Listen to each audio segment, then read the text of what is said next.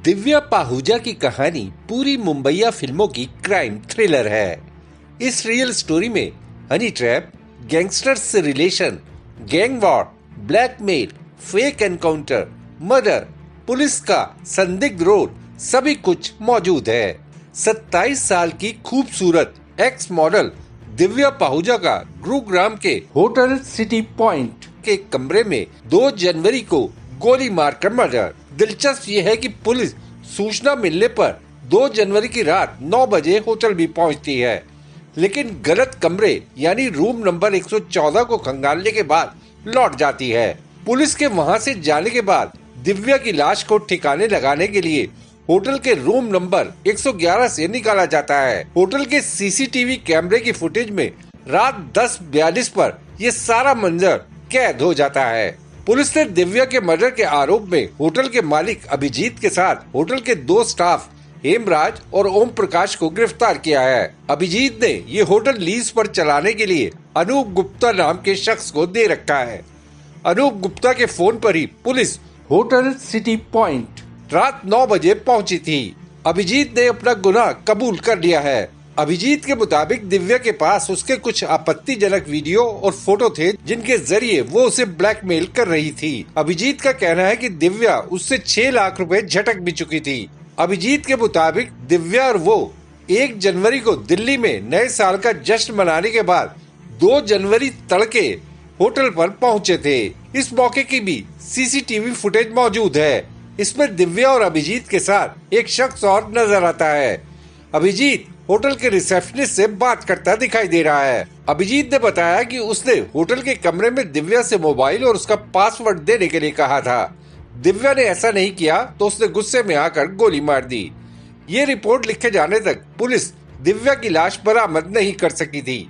दिव्या की लाश को अभिजीत ने होटल सिटी पॉइंट से हेमराज और ओम प्रकाश की मदद से निकालकर BMW कार में डाला था। वहां से 1.5 किलोमीटर की दूरी पर अभिजीत ने अपने 2 गुर्गों बलराज और रवि को लाश ठिकाने के लिए पंजाब ले जाने को कहा। ये कार पंजाब के पटियाला बस स्टैंड के पास पुलिस को मिल गई, लेकिन दिव्या की लाश का पता नहीं चल सका। पुलिस बलराज और रवि की तलाश कर रही है। ये कार दिल्ली के अजय मेहता के नाम पर रजिस्टर्ड है, जिसे अभिजीत ने 20 लाख रुपए में गिरवी रखा हुआ था। आइए अब जानते हैं दिव्या पाहुजा की बैकग्राउंड के बारे में। कैसे 2016 में इसने जेल में बंद एक बड़े गैंगस्टर बिंदर गुज्जर का मोहरा बनकर उसके दुश्मन दूसरे बड़े गैंगस्टर संदीप गडोली को फर्जी पुलिस एनकाउंटर में मरवाया था। इसके लिए पहले दिव्या ने अपने हुस्न के जाल में गडोली को फंसाया। जब 2 फरवरी 2016 को गडोली का एनकाउंटर हुआ तो दिव्या उसके साथ ही मुंबई में होटल के रूम में मौजूद थी। आरोप है कि दिव्या ही गडोली के लोकेशन के बारे में गुरुग्राम में अपनी मां को जानकारी दे रही थी। वहां से ये जानकारी जेल में बंद गैंगस्टर बिंदर गुज्जर तक पहुंच रही थी।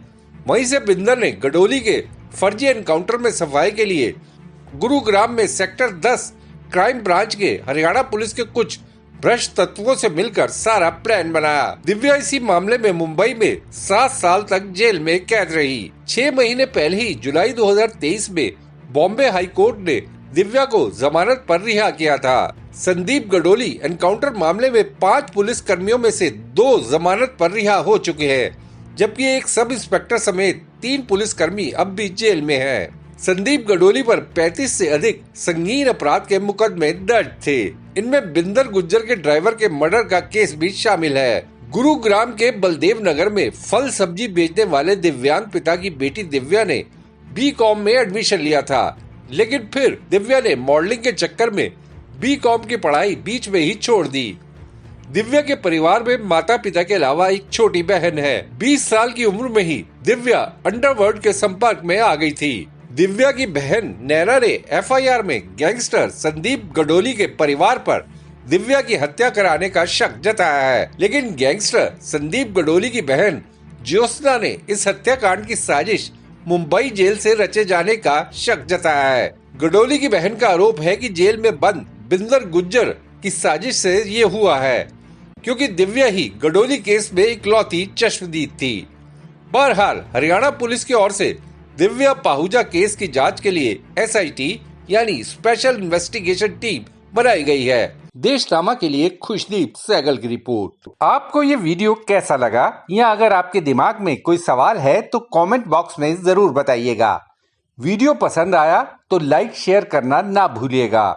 आपने देशनामा को सब्सक्राइब और नोटिफिकेशन के लिए घंटी वाला बटन दबा ही दिया होगा। फिर मुलाकात होगी आपसे, तब तक के लिए नमस्कार।